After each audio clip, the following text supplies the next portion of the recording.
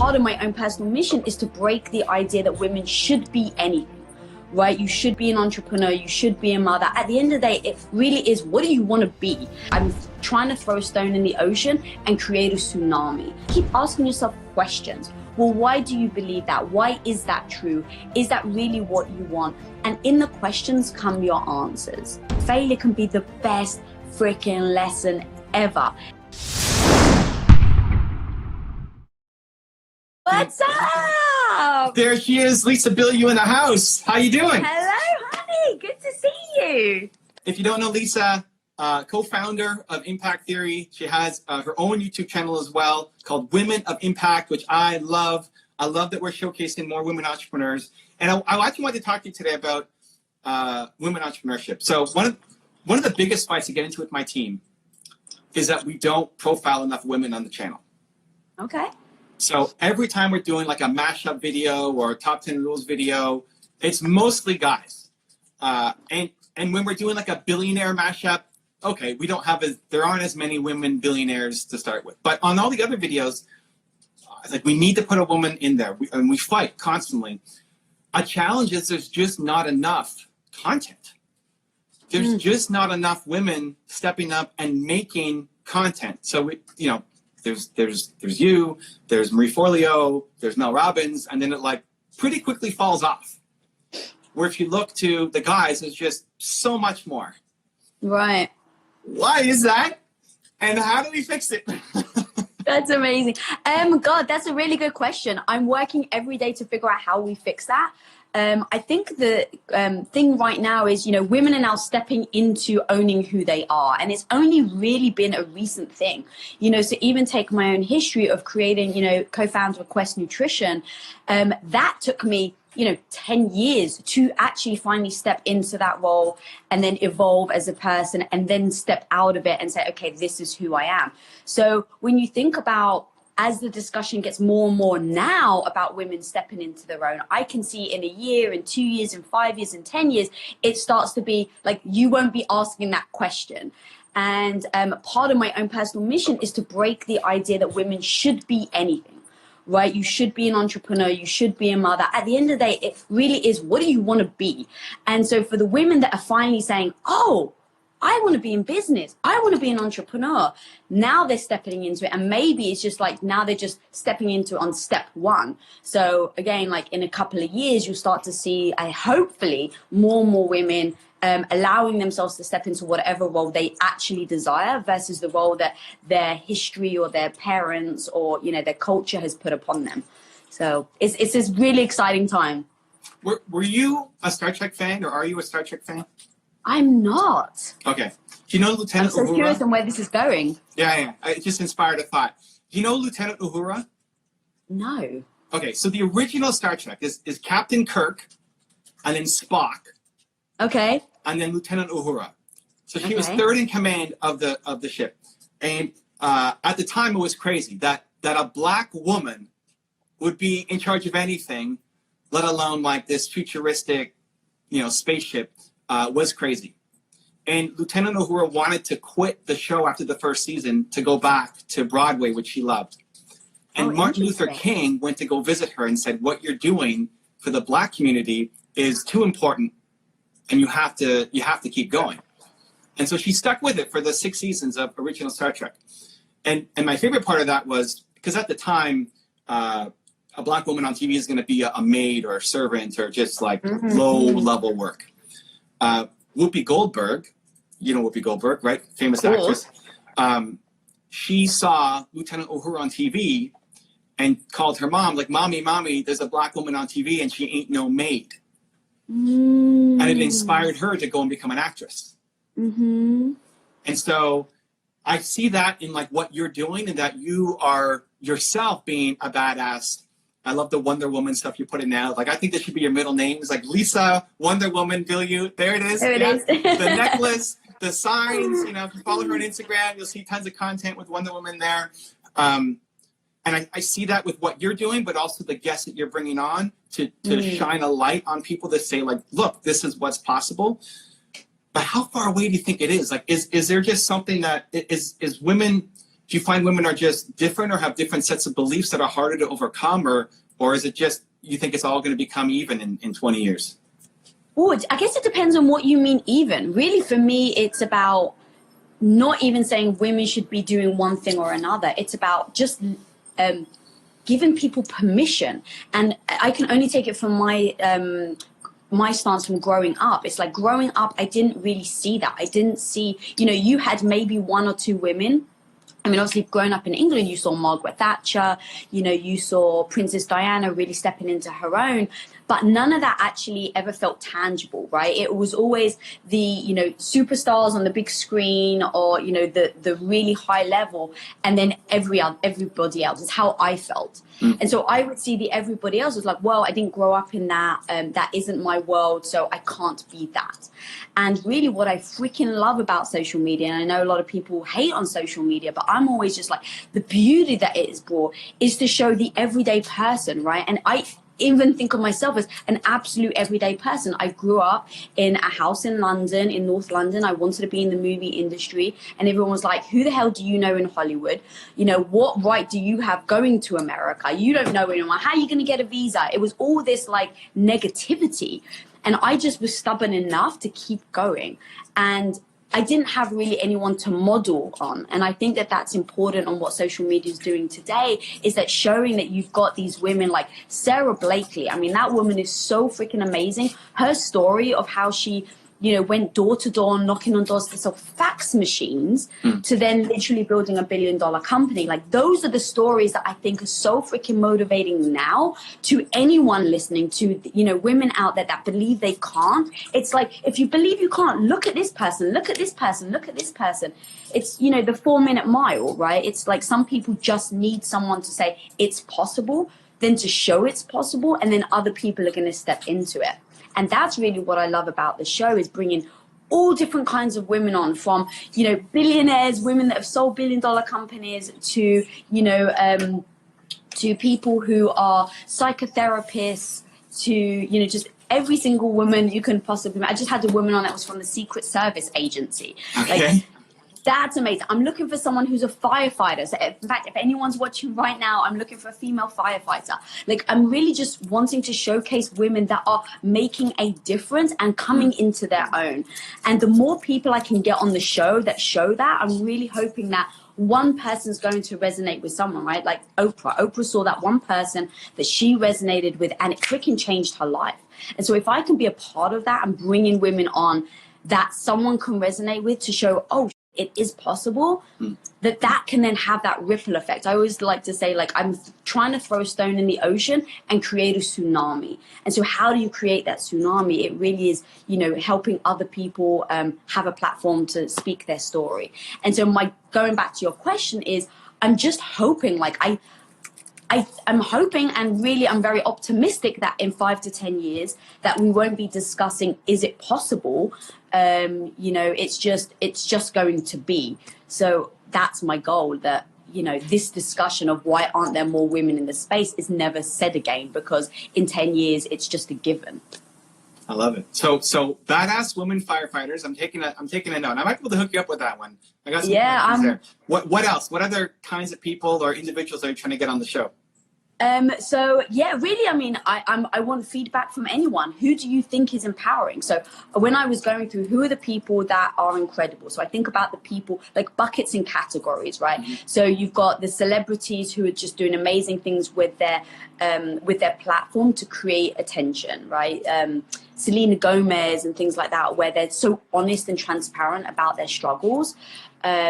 And so then I think about, well, who are the everyday person that aren't necessarily told, wow, you're impactful. But to me, it's like, you can't live without these women, right? So firefighters, ER, like brain surgeon, right? Like, you're messing with someone's brain, one little slip of the hand and, it's over. But you're actually freaking saving lives. Like, that is so powerful to me. I'm actually looking for, I had a Secret Service agent, any type of detective, like specifically serial killers. I know a lot of women that love serial killers. Okay. I'm into serial killers. So there's that podcast show where it's to make, oh God, what is it? anyone that knows what podcast I'm talking about serial killers, throw it in the comments below. But there's 2 women hosts. And so those women I'd love to get on, because it just, again, like they're bringing subjects to the forefront to discuss. And when I think about just serial killers or anything like that, I'm just like, I want to know. Like when I'm by myself walking down an alley, I want to know what the things I need to look out for. People that do self-defense. I mean, I could keep going on and on about all the different areas. Astronauts, any woman that's just in there, like really trying to create and do something new and unique, or save lives. I love it. All right. Took some notes. Hopefully the people watching here and on YouTube will take some notes and hit you up as well. What made the difference for you? So you're in England, you got all these negative beliefs. I can't get a visa. How am I going to get there? I want to go to California. What then actually sparked the shift in you? Because I think that's what so many people are missing. So even though I had a lot of the negativity, first of all, the first thing is that I had to understand that the negativity wasn't about me. It wasn't like you're not capable. And I think that when people say things like, oh, it's not possible, I think it's out of their own fear. Mm-hmm. And so I had to detach myself from what the message and then the messenger. So the message is, oh, it's difficult. Okay, well, do I believe it's difficult? If I believe it's difficult, if I believe it's not possible, then guess what? It's not going to be possible. But then the messenger itself, so hearing these beliefs from my dad, from just friends, from people at school, it's like, why do they believe it's not possible? Is it a reflection of them? Because if they believe it's not possible, it gives them permission to say, that's why I didn't try, right? That reflection thing. So I was like, okay, I think that there's a real fear where if the fact that I think it's possible is making them feel less, and I obviously don't want that, but I can't live to their framework. And then also, let's take my dad, for instance. The man loves me more than life itself. And he told Tom, don't marry her. He told me I was crazy in marrying Tom. Well, 19 years later, I think I made the right decision. Right? Going into Quest Nutrition, he was like, what on earth do you guys know about protein bars? Why are you giving up the lifestyle that you've just spent the last 8 years, developing? You're risking your house. So all that negativity, like, is that because he doesn't love me, or is that because he doesn't believe in me? Or is that a reflection of his belief system that women should be at home? Nothing against him. That's just the culture he was raised in. And then also his understanding of the world. So he came from a tiny, tiny village in Cyprus. And so for him, it was like every penny you can earn is a roof over your head. It's food on the table. So why would you ever risk that? So I had to detach myself from the message he was trying to give me, and then the messenger, just be empathetic to where he's coming from, be respectful to where he's coming from, because that's his point of view, but to not fall into the trap of what he says is gospel, right? And what his advice is gospel. And so that took me a long time to separate the two. But once I did, I started to really be able to lean into what my belief system was, what I think is possible, and to just keep going. And so that was a massive fundamental change in listening to people and saying, this is how my life is, versus no, I don't have to listen to them. And what do I want my life to be? And so how do you actually make that distinction between message and messenger? Because it makes sense talking about it, but it's so hard for people to do. And people are stuck living in the world of what their parents say or what their friends say. But you broke out, and especially in a time when it wasn't so normal to break out, right? So like, how did you actually get the awareness that there's a difference? So I think I'm a dreamer. So that's just part of my personality. So as a dreamer growing up, I was told all these things. You're going to be a stay-at-home wife. And again, nothing it was meant to trap me. It's just what I was being told. You're going to be a stay-at-home wife. As a good Greek girl, you support your husband, you have the kids, you maintain the family. That is your role. So I was having this input.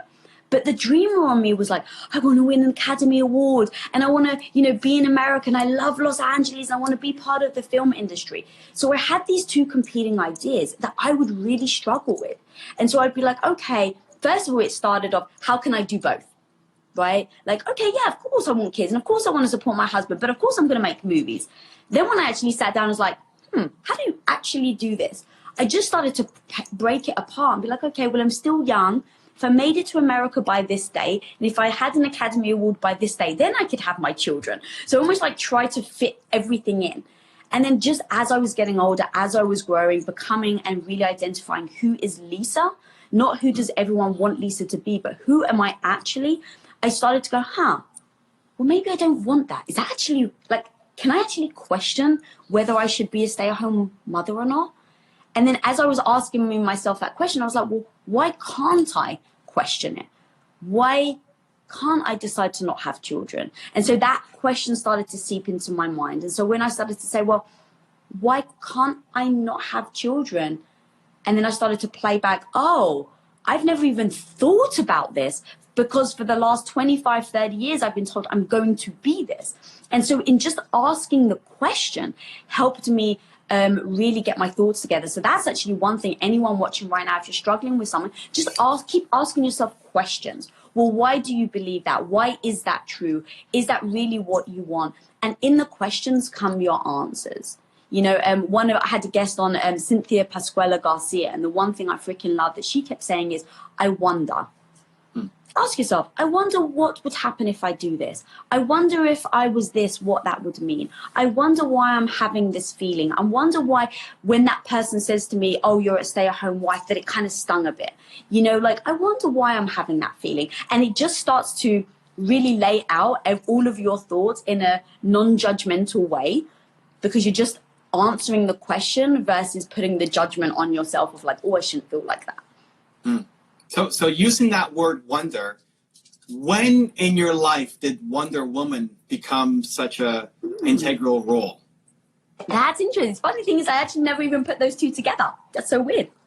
So here's the thing with Wonder Woman. It's not even Wonder Woman herself that I'm like, oh my God, she's so amazing.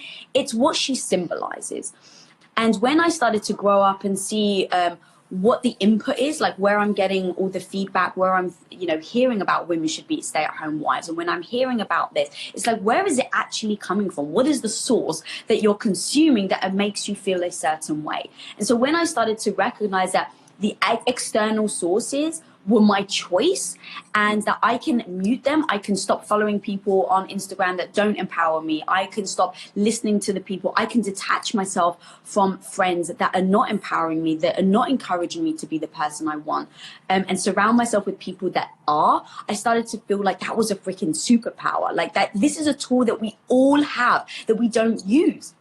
And so when I started to look at Wonder Woman and why I was gravitating towards her, it wasn't even her herself, it's what she stood for, right? So I wear the necklace around my neck to just remind myself that the power is all mine, right? I even say at the end of every episode of Women of Impact that be the hero of your own life. And so I really believe I am the hero of my own life. And I waited for so long to get saved, to be rescued, right? Disney has the whole mythology that women wait around for the prince to come and rescue her. And it's like, I've been fed crap all my life. I don't have to sit here and wait for someone to come and save me. I can freaking save myself. And so for me, Wonder Woman is a symbol of that we shouldn't wait to be saved, that we all have the power within ourselves. And so part of my mission going, even beyond just the show, as you know, we have a graphic novel and we're really getting into that space. I want to build, the Wish Academy, which is a graphic novel I'm putting together. Wish spelled WIS, Women of Impact Superheroes. And I'm doing it as an academy, and I'm creating a logo that symbolizes the academy so that every woman can feel like that's them. Right? Nice. Even the Wonder Woman is about a person. And I think it's important to separate people with how you feel about yourself, and having a symbol that empowers you, that you see your own reflection in. And so everything has kind of been this stepping stone of, oh, I've realized Wonder Woman is impactful, but it's not actually her, it's what she symbolizes. Oh, well, how do we create this symbol that every woman can own for themselves? And so that's really how everything I do is in me asking myself these questions and then saying, well, what's the answer to it? What is Lisa Bilyeu's superpower? The ability to take a punch in the face and get back up. And so I actually mean from other people, absolutely, but I also mean from my own failures, right? It's like every single woman I've ever interviewed has failed at some point. And they feared trying and they failed, right? Like those are almost the two massive keys. And I think that those are the two keys that stop people from trying. It's the fear of failing. And so if you can have the fear but do it anyway, I actually posted recently about that. Like sometimes the fear's not going away, so you're going to have to do it anyway. That's one thing. And then the chances are you are going to fall on your face. You are going to take a punch to the stomach. And what do you do when that happens? And the self-soothing is like the internal work, the self-soothing of get yourself back up. You can get better. This doesn't define you. This failure doesn't make you a failure, right? So it's detaching. It's making sure that I get back up even when I feel wounded, even when I feel like crap, because it's not that I don't feel like that. When I fall on my face, it freaking stinks. But a lot of people I have seen just stop there. And it's like, if you can just keep going, if you can just push yourself and not let that define who you are, then magic can happen. I failed on an episode. There was one episode where completely failed. Our audio went, and I was just like, okay, do I stop? Like I could have been like, what am I doing? I've done like a million different episodes and I still fail in my audio. No, I just faced it and I was like, guys, I've messed up. Oh my God, I can't believe it. Now move on. Like, let that be a lesson. And so if you can change your framework into saying a failure can be the best freaking lesson ever. Every time you fail, if you keep telling yourself that you failed, oh my God, this is the best thing ever. It just like, it like helps the dent and it helps the ego get back up. And so it's that I think has been my biggest superpower. I love it. And I'm so pumped with what you're doing. And it's great. And congrats on having you crossed 6 figures on Mode of Impact. And can't wait for you to get to $1 million and beyond for all the great work you're doing. It's crazy how quickly time flies when you're having fun. For people watching live or later on the YouTube video, if they want to dive more into your world, where do you want them to go? Yeah, so please go to YouTube, guys. Women of Impact. That is definitely where I'm putting so much of my time and energy. So go check it out. If it does bring you value, share, subscribe. That would be amazing. And then also on Instagram, that is where I have real time, the most fun, behind the scenes. Like everything is just really what you see is what you get. So yeah. Amazing. Lisa, thank you so much. I appreciate you. Evan, you know how much I adore you, dude. So thank you so much for having me on. Really appreciate it. I love that you're allowing your platform to give a voice to other women. So, and anytime you want to do a video compilation, I got a ton of women that are on my show. I know. All right. In fact, all right. And if anyone wants to hear women compilations from Evan, from Women of Impact, start hearting this like crazy. Let's go. I'm down. Take the content, dude. It's all do yours. I'm down for something. we can even both be on the intro as part of it. I'm in there. Let's do something. I'll brainstorm with my team. All right, sounds great. Thank you, Lisa. Much love. Thank you, sweetie. Take care, guys. Take care. Bye. If you want to know why your comfort zone is destroying your life, check out the video right there next to me. I think you'll enjoy it. Continue to believe, and I'll see you there.